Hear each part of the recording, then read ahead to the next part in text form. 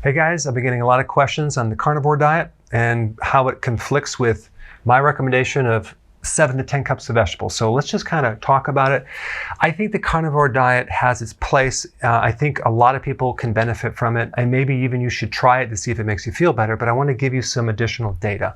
I personally don't do it. I just feel really good on the combination of animal products and vegetables. But if you have digestive problems, if you get bloating, if you have constipation, you definitely don't want to do a lot of vegetables. And some people do better on a smaller amount of vegetables so they can start building up their microflora in here. And if you have the condition called SIBO, small intestinal bacterial overgrowth, you don't want to do a lot of vegetables because that's going to feed the microbes that are in your small intestine. But the benefit of this diet is that you're dropping your insulin considerably. So most people have high insulin. So you're going to drop that. You're going to improve a lot of conditions with the heart, with the arteries, with inflammation, because it's a zero carbohydrate diet. Okay, so that's really good. Also, if you have constipation and your bowels are sluggish, by reducing fiber, you're going to instantly feel better. Okay, but now let's just look at the flip side. Some people say, well, animal products are more nutrient dense. Not necessarily true. Unless you're consuming organ meats. So if you're doing the carnivore diet, but you're not doing liver or brain or heart or kidney or bone marrow, and you're just doing the meat, the muscle, okay, only, I think you're making a big mistake. Let's just take a look at 1 cup of kale versus 3 ounces of chicken versus 3 ounces of fish. Okay, this is salmon. Potassium per cup is 375 milligrams, okay? But of course, if I was going to do a kale salad, I would do at least 5. So we times this times 5. Okay, chicken has 220 milligrams of potassium. Fish has 300 milligrams of potassium. So you say, well, I'm just going to eat a lot more fish. There's some people out there that are consuming 2 or 3 or 4 pounds of meat per day, okay? So we're getting away from this moderate protein and we're really doing a high protein diet. How are you going to keep your proteins moderate on this diet? It's going to be very difficult, okay? There is a lot of data on excessive amounts of protein in decreasing your longevity. I'll put a link down below. I think I may have done a video on that. Let's look at magnesium. 1 cup of kale will provide 7% of the requirements of magnesium, okay? 3 ounces of chicken will provide 6%, and fish will provide 5%. Okay, all right. B6 will provide 10% from the kale. Chicken provides 25%, and fish provide 25%. So it's going to give you a lot more B6, but only 25%. Okay, then we have iron. 5% for kale, 4% for chicken, and 1% for fish. All right, now let's look for vitamin C. 1 cup of kale will give you 134% of your requirements. Okay, that's pretty high. That's just 1 cup. Chicken, 0. Fish, 5%, but it does give you 5%. Okay, vitamin D, 0 from kale, 1% from chicken, 0 from fish. Calcium, 10% from kale, 1% from chicken, 0 from fish.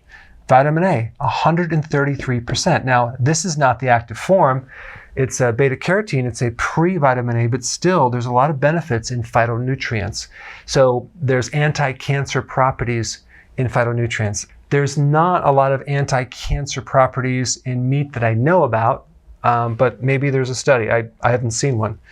And then we have 3 ounces of chicken give you 0 vitamin A, and for fish it's 0. Carbs, 6 grams, but 0 for chicken and 0 for fish. So vegetables give you the phytonutrients, which have a lot of benefits health-wise that go beyond vitamins and minerals. They also have vitamins and minerals. So some vegetables have anti-nutrient properties in which they block certain things, okay, like minerals. If you consume fermented vegetables, you will lessen those amounts. But I have not seen a big problem with this right here as far as people becoming depleted when they consume vegetables. But there is something called phytic acid, which is an anti-nutrient. But phytic acid has very powerful anti-cancer properties.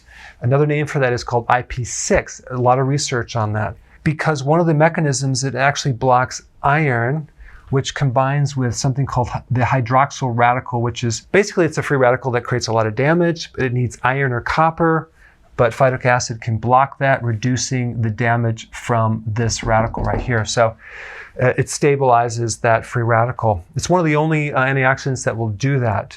And the thing about iron, it is true that animal products have a lot more absorbable iron. Now here's the issue. A lot of people have too much iron, okay? And too much iron is dangerous in the body.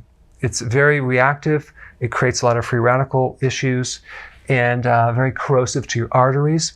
And iron is not eliminated easily throughout the body. So when we consume it, it doesn't go out through like a potassium does. So you tend to retain iron. So these vegetables are going to actually help balance this, especially the ones that have phytic acid. So we really don't need the amount of iron unless you're losing iron as a female because you're menstruating each month. Maybe then have some more, but for men, I don't recommend it. Anyway, I wanted to give you my opinion on the carnivore diet. I'm not saying it's not a good thing for some people, so you might want to try it on yourself to see if it benefits you. So you can see from this chart that the large amount of vitamin C that kale has and other vegetables have. So if you're going to do the carnivore diet, you may not need as much vitamin C. And you're also going to improve insulin sensitivity, which is going to increase the absorption of all nutrients. So that's a really good thing. But we don't know the long-term effects of doing this yet. Time will tell. Vitamin C deficiencies take at least 3 months to show up. Even the first sign of a vitamin C deficiency, which is fatigue. So you might feel great for a period of time and then start feeling tired because you're developing a vitamin C deficiency. So these are just some points I wanted to bring up and talk about. And if you're going to do a carnivore diet, you might want to do more organ meats. You may want to add some fermented vegetables like sauerkraut because that'll totally give you way more vitamin C than you need. All right, thanks for watching. Hey, if you're liking this content, please subscribe now, and I will actually keep you updated on future videos.